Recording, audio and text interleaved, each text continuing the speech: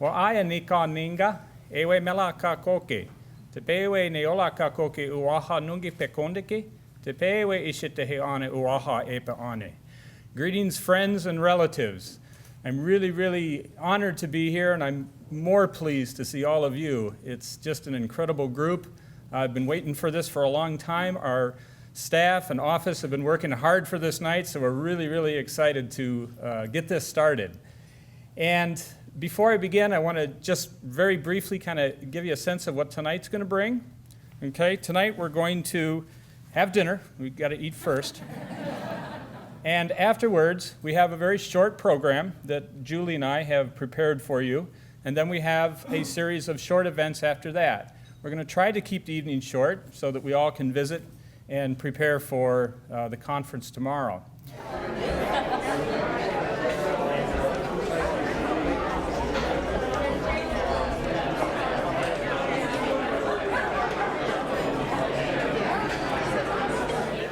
Well, while you're working on dessert, I think we're going to go ahead and get started. And I want to start by saying that I think that any relationship has to have two active participants.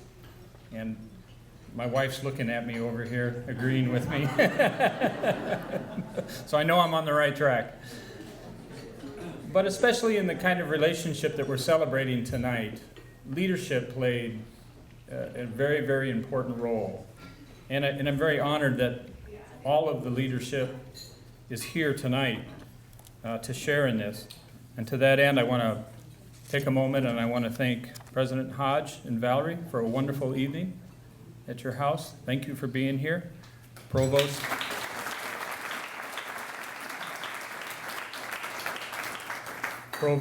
Gempshaw is, thank you. We haven't actually met, but we will. Vice President of Student Affairs Barb Jones, over here. On the tribal side, Chief Gamble.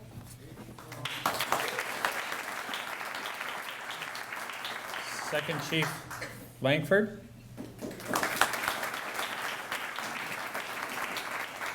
Secretary Treasurer John Kelly.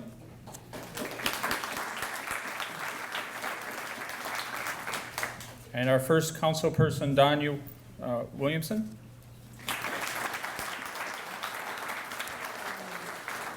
And our second councilperson, Scott Willard.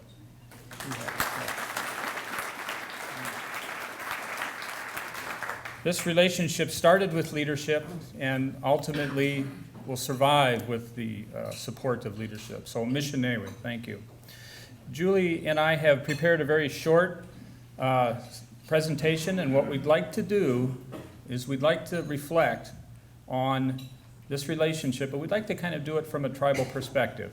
What we'd like to do between the two of us is share with you what this relationship means to us, those of us that have been involved in this work for 20 years now. And it's just kind of a chance for us to, for it to just be that, sharing. So I'm going to first turn the mic over to Julie, and she's going to do the first half, and then I'll kick in and speak afterward.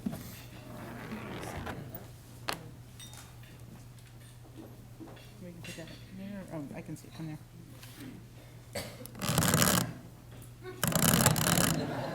Sounds like me in the morning. So good to be here tonight and see so many faces so dear to us. So we want to reflect a little bit. The photographs that you're looking at up here are of our past very important leaders. The black and white on the left is Alma Mater, I believe, Chief Forrest Olds. I believe Bobby said that photograph was probably taken in 1974, and the chief actually came here for the first time in 72. In our work, we often talk about sort of a garden scenario, and I like to think that when Chief Forrest came here in 72, he planted a seed, and then he went on his way. And then Chief Leonard, who was chief of our people for over 26 years there on your right, became very close friends with Dr. Shriver, and these three individuals who really helped that seed to take root over the years. And then so many in this room, there's no way I could name you all. But you should certainly pat yourself and each other on the back for your part and how important we are to each other. Daryl talked a little bit about the importance of leadership, and from the tribal side and from the university side. And as we think about that, the visionary aspect of these men. Chief Forrest was a farmer, but he was a man who loved history. And he came here because he knew of this being our place and the history and the name and things like that. Chief Leonard was a man of education. He was a teacher and a school administrator. And when he came along, not long after Chief Olds passed away, then his commitment toward the possibilities and what he saw as the possibilities for the future in a relationship that was really embedded in education, that's really when it started to take off and change. So how do we work this? Just like this.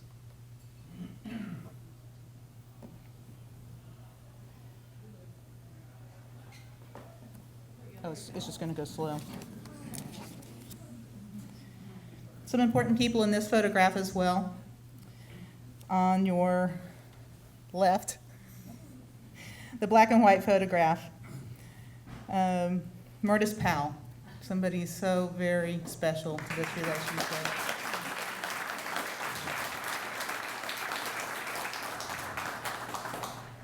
If we were going to refer to her or give her a name, it would be the change maker, the one who really was the driving force behind the early interaction, at least from the university, toward the tribe.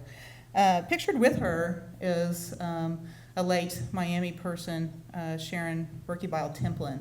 Sharon was the first tribal liaison on behalf of the tribe to the university.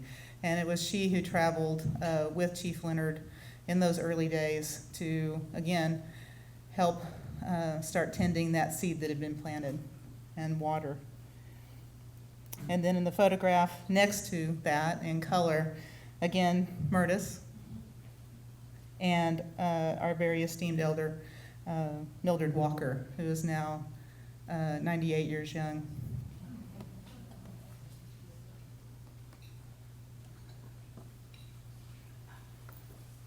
Did you just tap, or did you do the arrow? Okay. This particular photograph from the, Rachel, what year would you say that was taken? 91. In the early 90s, yeah. Our students, these are our first 3 students to attend Miami University on the Heritage Award. And I think that as we look back and reflect on the number of tribal students who have come here and the things that have occurred over these last years, these early students probably didn't really realize they were the early trailblazers for those who would come after them. I'm sure that you had no idea the changes that were coming. None of us really did. But certainly change did come.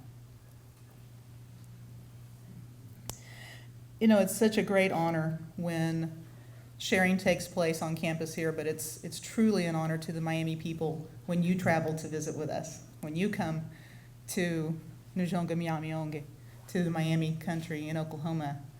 And each of those presidents that are shown this is a unique photograph. The photographs on the top, Chief Leonard was honored by you to welcome in your last 3 presidents to Miami University. And those of you who knew that late leader, such a gifted speaker and so capable of talking about this relationship and talking about how important it was, clearly important to the community. What a great honor you bestowed on him to participate in that way. The lower picture, such a unique photograph of our Miami people welcoming you, Dr. Hodge, in this place. Also, very, very special.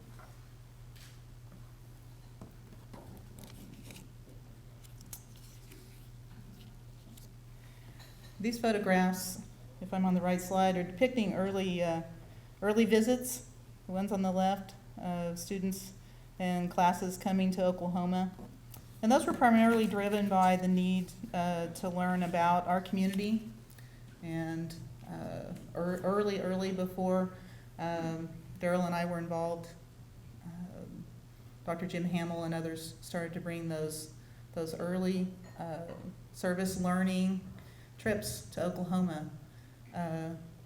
Dr. Hugh Morgan, I think, is here tonight. He was one of those early visitors who came and helped us establish our tribal newspaper. You did that through that particular professor. This university helped us create a newspaper that thrives today and is a really important communication tool to our tribal community. And we learned how to do that because of this relationship, and we thank you for that. On the right, in the upper right-hand corner, a special person to us, Reed Anderson, was one of the early participants who really started to get involved on the university side and was here when the Myaamia project started to take root in early 2000. So Reed, thank you, Mishinewe, with Murdis and Bobby and so many others, started to tend and take care of that young seed that was planted and the shoot that was starting to come up.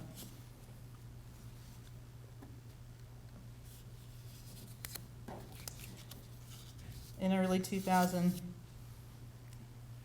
we had what we refer to as the Myaamia Project Concept Meeting. And some of us came to campus and we sat down at a table, and Bobby Burke was there and Murtis was there. And I remember that so vividly. And we talked about our needs and what we really needed to see our language work and the work that we needed to be doing for our community to take off. And this was at a time when the tribe didn't have much to work with, not in Oklahoma anyway. And so we looked north and east toward home, and you were waiting and we found you.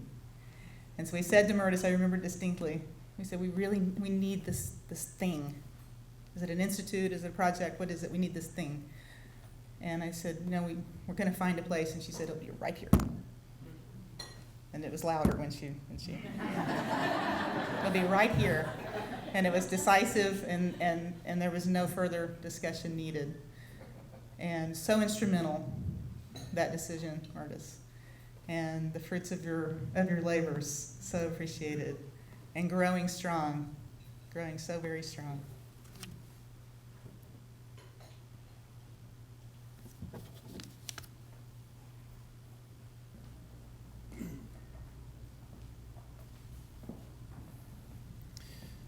The Myaamia project was anchored in student affairs. And I guess at the time I didn't necessarily fully understand that. But over time I came to realize that it was really the best place for it. Because really student affairs is about helping students maintain their lives, their relationship. Student affairs was charged with maintaining the relationship between the tribe and the university. And to have the Myaamia project embedded within that was really a place of nurturing. And we've come to really, really appreciate that. That's one of the strongest legs underneath the Myaamia project, is the fact that it rests in student affairs. I have to say that there were no models out there. I came here in 2001. I was asked to be the director of the Myaamia project. I had no clue what to do in this environment. I knew what the community needed, and Julie and I had a long history of trying to get things rooted and get things going. So we really knew what the need was. We didn't know how to make it happen. And it was in this academic setting by which we created Tribal Space that seed began to really, I think, sprout. And it's from that two important things happened. One was that we began to engage in our own research. Long gone were the days of people researching us as much as us being engaged in our own research. And it's the kind of research that allowed us to determine what our needs were first and foremost at the community level, and then design research projects that addressed those community needs.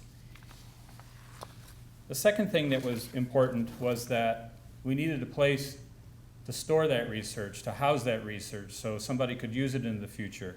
And so the establishment of the Myaamia collection and the great support of Judith Sessions in helping us create that first document kind of set the stage for what the Myaamia project would then grow from. I remember my first office. It was on the 3rd floor of the library, clear back at the end of a hall, a little tiny room. I could have swore it used to be a closet. I almost think it was a closet at one point. But I was very happy there. I was happy to simply have the opportunity to be able to do the kind of work that I had spent a large part of my adult life planning for. I wouldn't be there long because renovation would eventually cause me to move. And it was at that point that Mary Jane Bierman in the Center of American and World Cultures took me in. They didn't know where they were going to put me, so they altered the copy room and turned it into an office for the Myaamia project. So for the next couple of years, that's where I would reside, behind a big plate glass window. But I was still happy. But I was still happy because I could continue the work that we were to do. So there were a lot of individuals that started to come into the picture and give us support in both big ways and also in very small, important ways. And I'm very, very appreciative of that. So those two things were important. At some point, we began to say, okay, we're here, we're doing this research, but these tribe students are here too. And they've actually been here longer than the Myaamia project. It seemed a shame that our tribe students would come to university, get a degree, and leave, and maybe never become involved in the work of the Myaamia project. And it was at that critical point that we began to think about interacting with our tribe students. And it was from that idea that we launched the heritage classes that were designed to engage tribal students, to connect them with their heritage, connect them with their language, their culture, and give them an opportunity to involve their heritage culture as they were earning their degrees. Again, there were no real models for that. Mary Jane was supportive of helping us create an IDS series of courses to get that going, and that worked very well for a long time. Eventually things grew, some policies on the university began to change, and it was Kate Rumenier who stepped in and said, I'll help you get it started as an EDL course. And so today, all of the tribe classes are registered as EDL courses, and we now have 22 tribe students that are enjoying that experience. Then the unexpected things started to occur. So what happens when our young people who have been disenfranchised in some way and separated through the history of removal have the opportunity to come together, pursue a degree, pursue an education, but also bond through the forces of their language and their culture in a homeland? And it was from that context that we saw things happening. We saw students beginning to connect, to bond to each other. Our youth programs in Oklahoma were becoming connected with the tribe students that were studying through the heritage classes up here, serving as counselors, serving as mentors for younger people in the community. And that magical thing began to occur. A lot of our tribe students began to say, well, we'd like to help with some of this research. And it wasn't long after that that the tribe said, we'll support those who want to work in the office, and you can employ them part-time to help you with the research. So suddenly our young people were starting to feel the benefits of this and become involved in the actual research. Things continued to grow, more seeds began to sprout.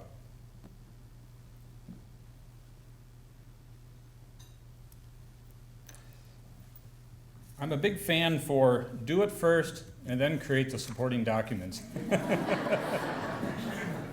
And we did just that. We just went ahead and did it. We figured out how to make it work, what was going to work, and then when it was working, we sat down and said, okay, let's agree that this is good. And so it was during this period that we signed the Memorandum of Understanding. The Memorandum of Understanding began to solidify the relationship between the tribe and the university. It was still fairly informal up to this point. Lots of people committed, but it's at this stage we start to really put some supporting documentation to it. The other thing that began to happen is that we as tribal people, as we began to become more involved in our own research, we began to learn. We began to learn what our needs were, how we might achieve some of the goals and objectives that the community and the Cultural Resource Office was setting. And so we became better informed about what to ask for, what kind of help to ask for. So the dynamics of the class visitations down to Oklahoma began to shift a little bit. There was still the learning component, university students coming to Oklahoma to learn, but what began to change is that they would come for more specific reasons that we outlined, very specific needs that we were identifying. And so to this day, that continues to grow. We have a better grasp as Miami people of what our needs are because of our involvement in our own research process.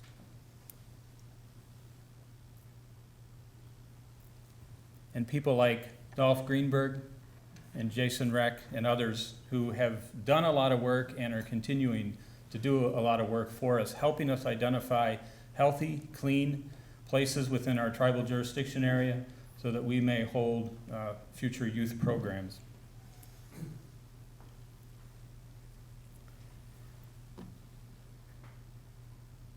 Things continued to mature.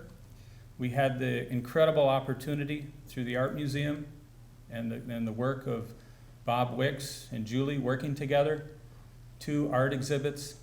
It's the first time we've been able to collectively bring heritage objects, not only to Miami University to share with the Miami University community, but for us it was very important to connect young people to those objects. They were learning about those things in the heritage class. They were learning the language for those things. They never really had the opportunity to see them, to talk about them, and to share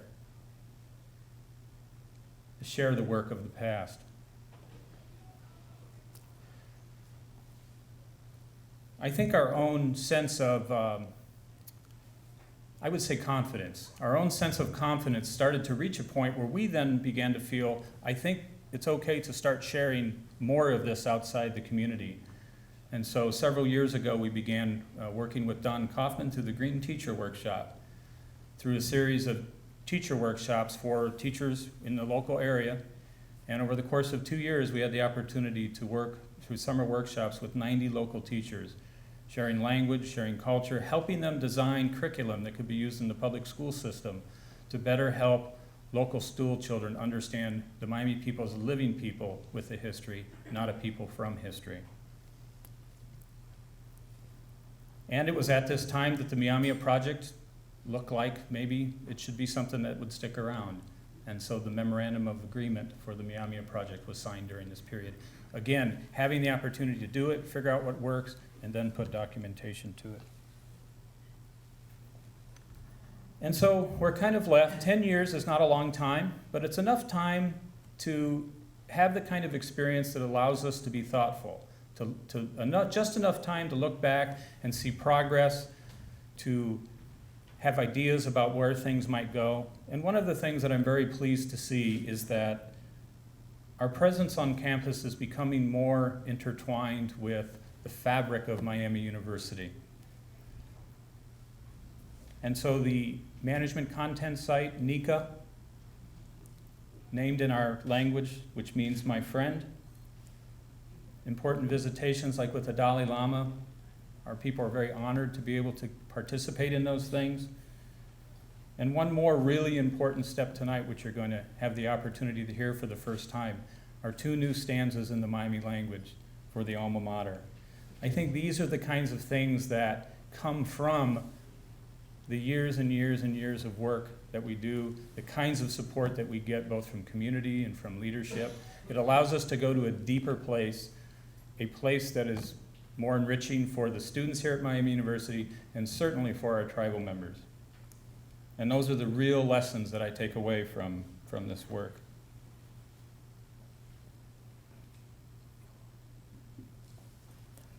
And with all that said, there is one person that has had, I think, more boots on the ground, hands-on connection with this relationship, and that's Bobby Burke.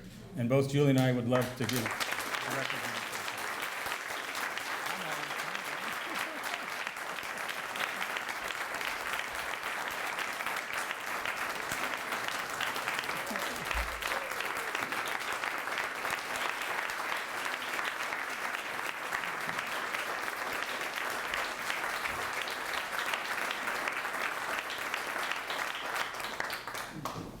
Bobby's passion to get these students graduated has allowed us to brag of a 77% graduation rate among our tribe students. And her connection to our culture now and to the many, many people has certainly made her feel like one of us. So, Bobby Missionewe.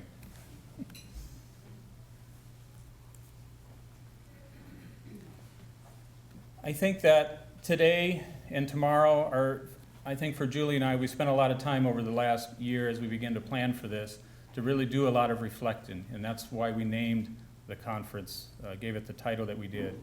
Melona tehe lata tiangwe, let's reflect, let's think deeply about where we've come from.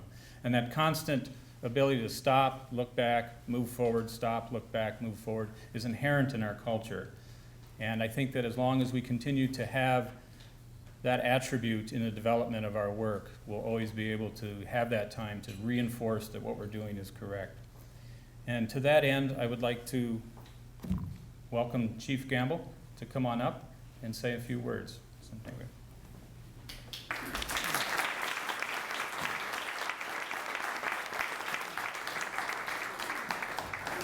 Thank you for that. I came to work for the tribe in 2000, and it was shortly after that that Julio's Chief Leonard and myself took a little trip to Chicago, and then from Chicago on to Miami University for my first visit. It was life-changing and very much an honor that we watched all this happen throughout time, and again, as Daryl said earlier, what it's meant to our community. You know, the restructure of the Miami community through education and culture has just been amazing. And so I'd like to make this brief. I had a rather long speech, but I think Daryl covered everything. I think Julie covered everything. You've seen our early chiefs and Chief Owles and Chief Leonard who nurtured this relationship, and hopefully I can in time be one of those that continued with it. But what I'd like to do now in the nature of the Miami is, we're gift givers in nature. And so to commemorate time in this 40 years of relationship, 20 years of the scholarship, and 10 years of the Myaamia project, I'd like to gift President Hodge with a token, with a memento to commemorate this time. So would you mind stepping up for one moment?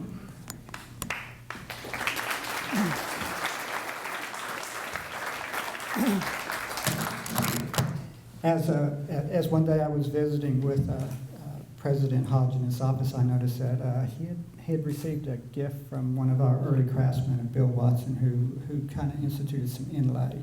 And so we looked at that, and today what we'd like to do is we'd like to take the apprentice of Bill Watson and present you with a box that commemorates the partners in learning, and within that a small token of our appreciation that we give this to you, so hopefully you can keep in your office. We got a few things that are really the most important. Guaranteed on Honey Creek and Grand Lake, but what we'd like to really present you is with this watch that would be a token of our for time, and the watch commemorates Partners in Learning and the 40 years of our. This is quite a deal. And we did get our craftsmen to tell us what kind of wood it was. So we're doing good, and in time, we'll work that on Grand Lake. Okay, and then second of all, as Daryl talks, and we know that the Miami have been very stable over time. We've had 25, 50-year chiefs, I believe. Artie Palmer, 50 years, and we go over that and we reflect on that on time. So what we'd like to do right now is see if the business committee would join me up here.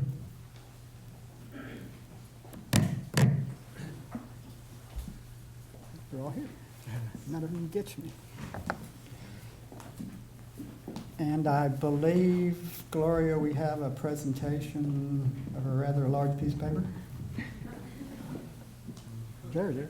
Okay, and to show support and enhance time to come and the accomplishment of the Myaamia project, we'd like to start today with the first offering of an endowment to create the future of the Miami. I think Daryl would say it best, that we're guaranteeing it, and so we're gonna be here for a long, long time. So on behalf of the Miami Tribe and the Business Committee, I thank you. Thank you.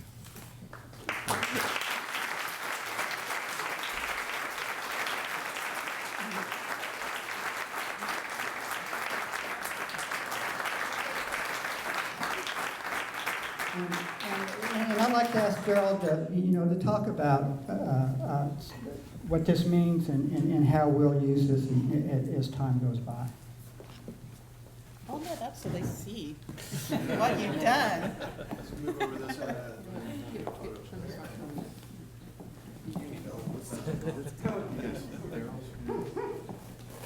You guys can move right behind the chief there. Stand so I can see everybody. There we go. Tilt forward just a little so down just a little. There you go. Okay.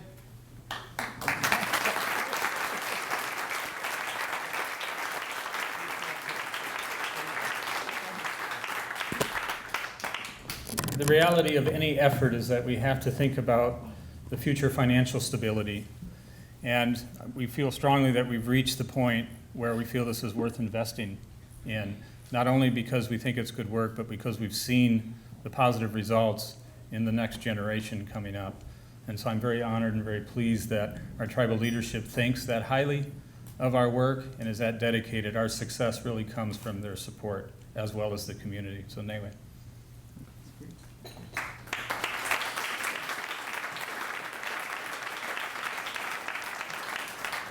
I'm not sure if all of you fully grasp what has just happened, but this is a facsimile of a check for $50,000, which is the first of 5 payments to create a $250,000 endowment that will, in perpetuity, provide resources for the Myaamia project so that the work that has been started and done so valiantly and well over the last years will continue indefinitely into the future.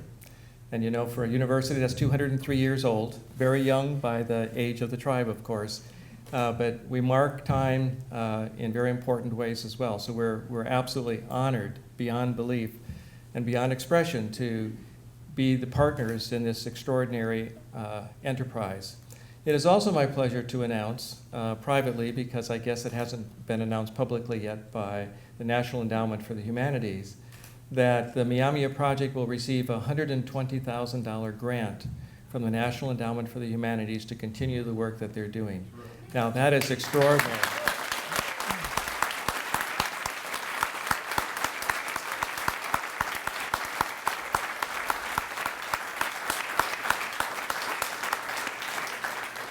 Our first thought, of course, is that this wonderful grant will allow the work that's being done here to continue at a deeper and longer level.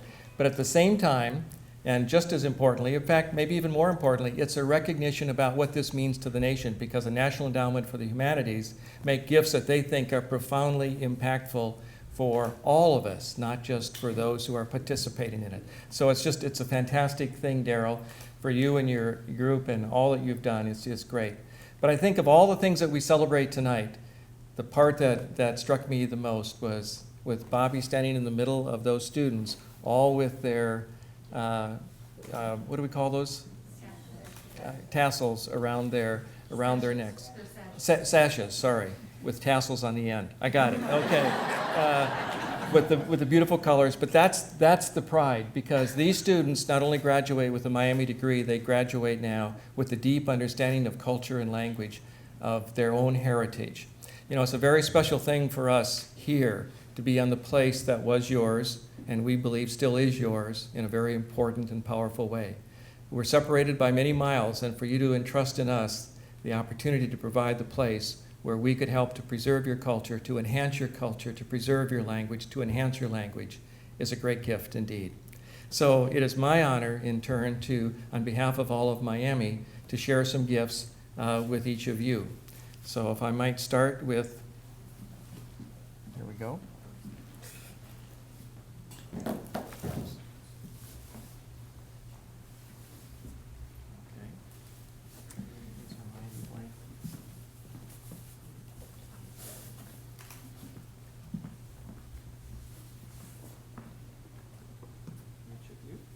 He's hoping for one. See him reaching out there.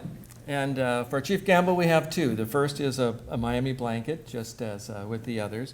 But in keeping with the thought of the timelessness of everything we're doing, we have a Miami clock, and which we give by tradition to people who have been connected to the university and deeply connected to the university for some time. So this symbolizes for us very much what you have just said, the way in which our peoples have worked together, in which our shared name, your name, has become very important to everybody in this room.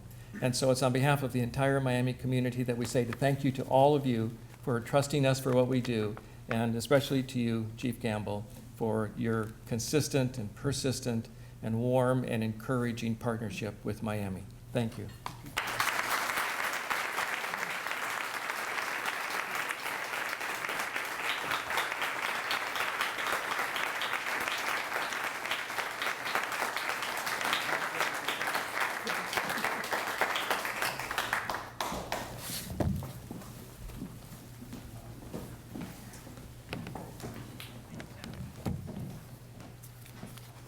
And now something that I've been really anxious for tonight.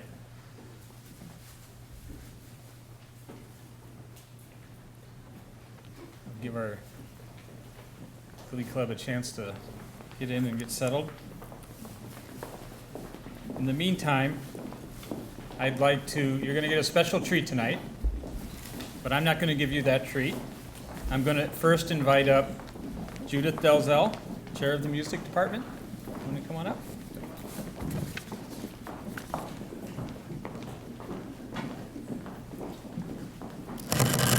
Well, as the Glee Club is getting situated, I'll start talking about how this project came to be. This was the fall, September of 2010, and I received word that the Men's Glee Club had received a very nice gift from Mr. Dale Albertson. I didn't know Dale, but I thought, well, you know, when you get a nice gift, you should try and figure out if the donor had some ideas in mind or some projects that he thought would be helpful. So I called Dale up. Dale's in Seattle. I gave him a call, introduced myself, and I said, you know, Dale, I said, where are your passions? And came to find out that Dale had been a 4-year member of the Men's Glee Club, graduated in 1980. Felt a great passion for the Glee Club. And he also had a strong passion for the Miami tribe on the Miami campus. And so we were just talking about various ideas, ways that we could possibly use the gift, and just out of the blue he said, you know, I have an idea. And he said, why don't we consider putting writing some new stanzas of the Alma Mater in Myaamia. And I remembered, I'll never forget the moment, because there was like a blank look on my face. I was, just on the phone, I was just going, why didn't I ever think of that? I mean, seriously, I thought this is a non-musician who's coming up with what I thought was a terrific idea. So let's recognize Dale Albertson for the idea of the project.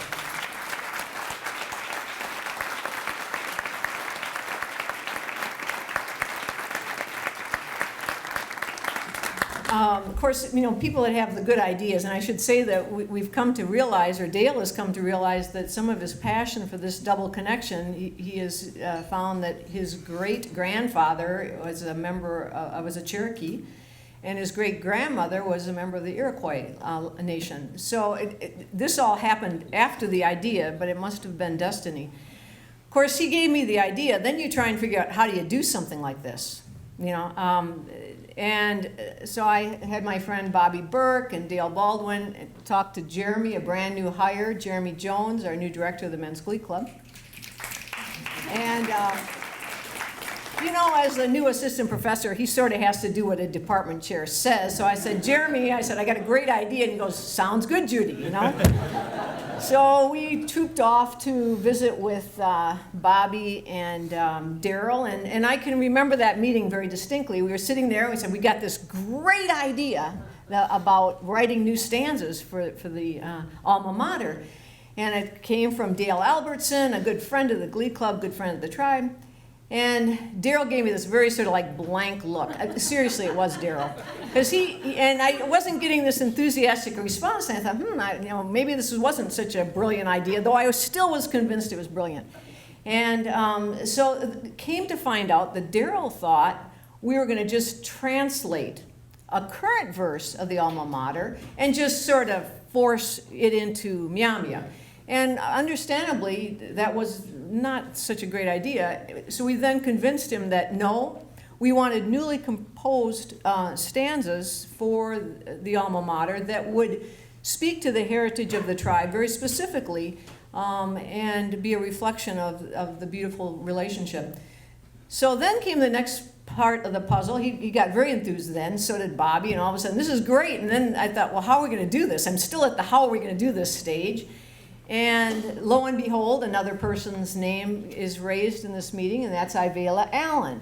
Ivela is a member of the Miami Nation of Oklahoma. She also happens to be a voice professor at Fort Hays State University. So now I thought, okay, thank goodness this is coming together, because now I have someone that can take Myaamia and put it into music notation, can take Myaamia and put it into the International Phonetic Alphabet, which all the singers know, and can take Myaamia and sing the new verses and teach it by rote. So we're moving along. Okay, so now I'm having greater confidence this great idea was going to come to fruition.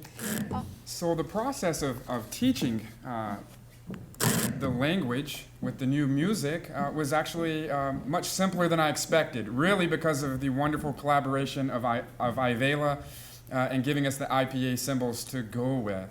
The IPA gave us really fast direction. The Glee Club, the guys in this group are very brilliant. We sing often in many different languages, so it's something they're used to and something they're accustomed to. We used call and response, saying one word or part of a word and repeating. And then we put it together with the Alma Mater melody and the four-part harmony. Probably the most tricky aspect for this was the new phrasing. Much longer words where phrases didn't lie where they normally lie. But it was a great and a fun project over the last week. Daryl came in and gave us some coachings one afternoon. We certainly had Ivela with us this past Thursday for comments as well. It's been a great pleasure and fun project to work with in this collaborative effort. We thought first we would sing for you the original verse to show the heritage of the Alma Mater, and then the inclusive nature in which the verses began to transform. Miami's own Alfred Upham composed the first verse in the late 1800s, 1896. He later became one of Miami's presidents. It was in the late 1980s that the more common, the traditional verse with a more inclusive language is performed, often at convocation and commencements. We'll seamlessly then transition into the two new verses. First with Ivela singing a verse, followed by the Glee Club on the refrain in English, and then the Glee Club will repeat the Alma Mater. Thank you again so much.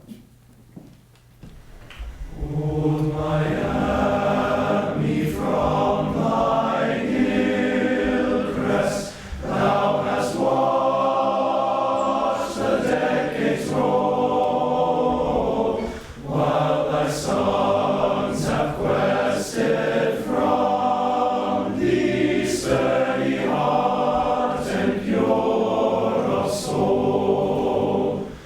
Old Myaami, new Myaami, days of old and days to be, weave the story of thy glory. Our Myaami, here's to thee.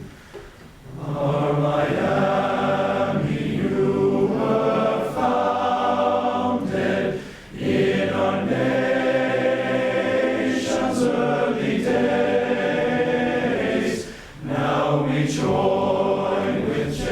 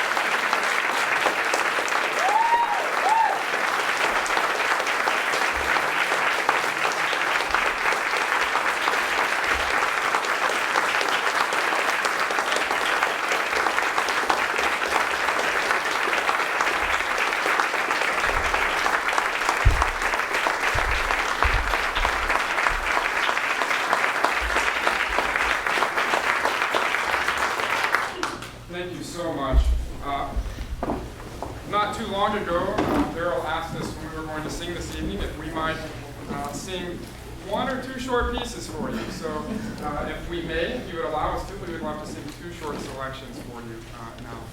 The first is a piece called Dulaman. It's a folk song, Irish, Ireland. We happen to have a native speaker in the Glee Club.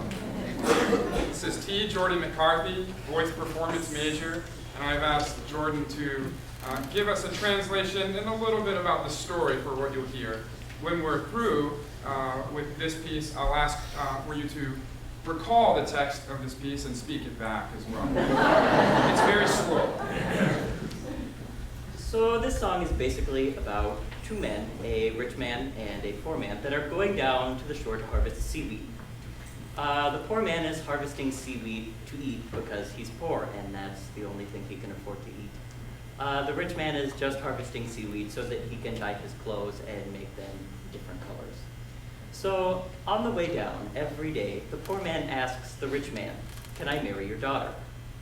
The rich man says no. So again, the poor man asks, "Can I marry your daughter?" And he elaborates every time more and more about how well he will take care of her because he really wants to marry the daughter. And the rich man says no. So in the end, the poor man says, "I'm going to marry your daughter anyway." Jordan is the young man asking for the hand of marriage.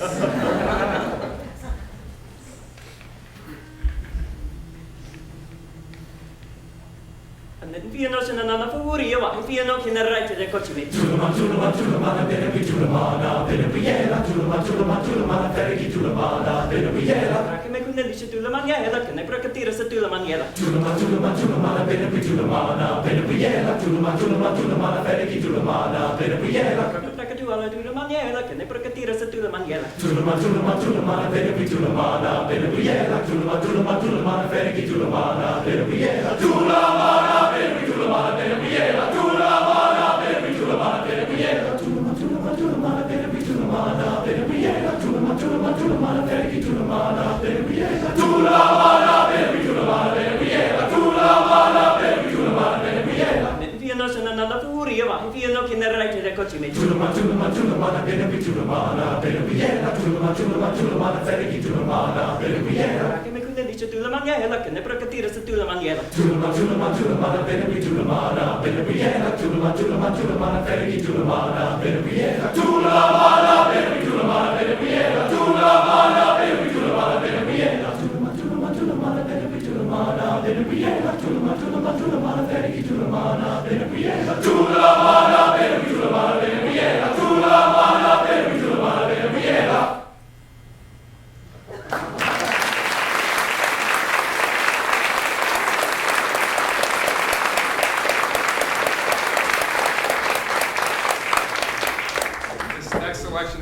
Stems from the African American spiritual tradition. This is "God of Mine to Do Right," arranged by the Morehouse Glee Club conductor David Morrow. We will be performing on a concert with the Morehouse Glee Club in 2 short weeks, on April the 12th, as the group travels to Atlanta by invitation to perform at the Intercollegiate Men's National Forces Seminar. This is "God of Mine to Do Right."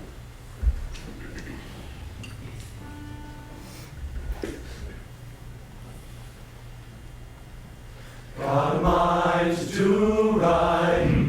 I got a mind to do right. I got a mind to do right every day. Jesus gave me this mind to do right. I got a mind to do right every day. I got a mind to sing right. I got a mind to sing right, good Lord. I got a mind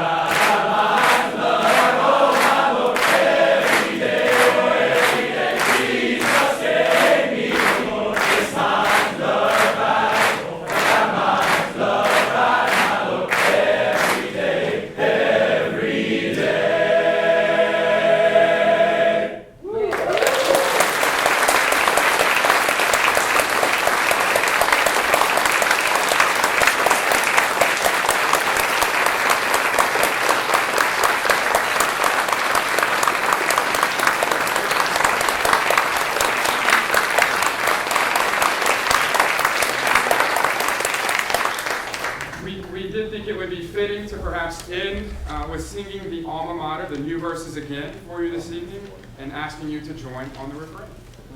Feel free also to join on the verses as you wish.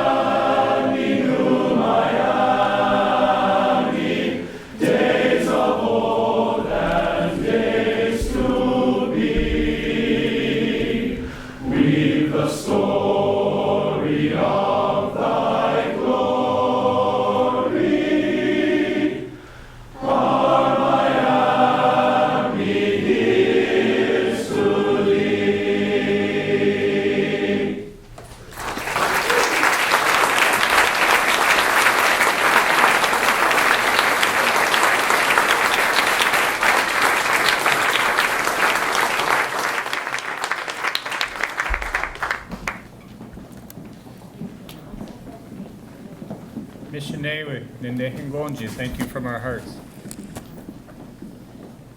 Whew. I'll just end by saying that